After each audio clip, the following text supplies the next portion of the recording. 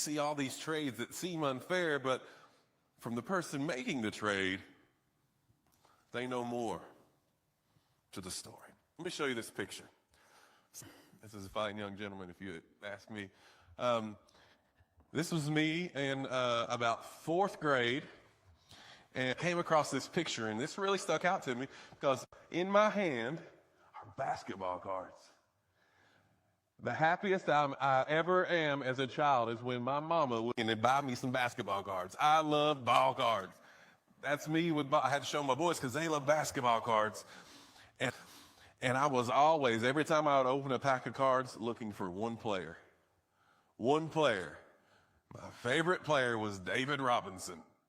He was not like the greatest of all time, but in my mind, he was. I loved it. I would go through these ball cards, and not only would I collect them, but I would trade them.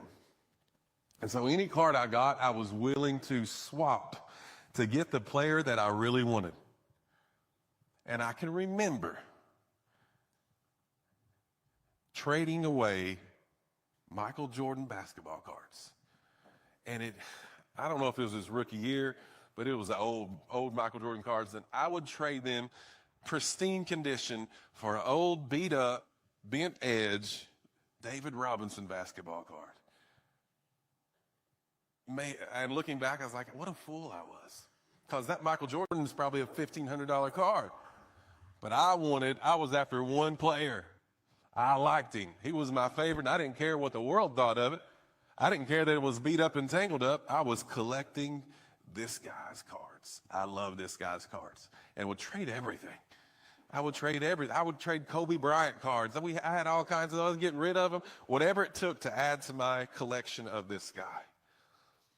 Now, to the world, those David Robinson basketball cards were not worth very much, especially if they were beaten, had water stains on them, ends and corners were bent up.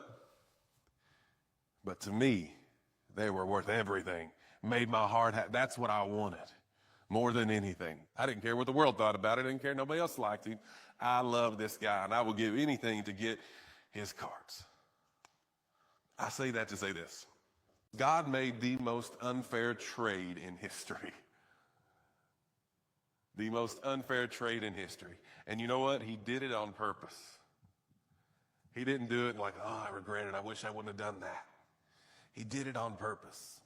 He gave up his son Jesus Christ, so that you could be set free. Broken, tattered, worthless to the world, but priceless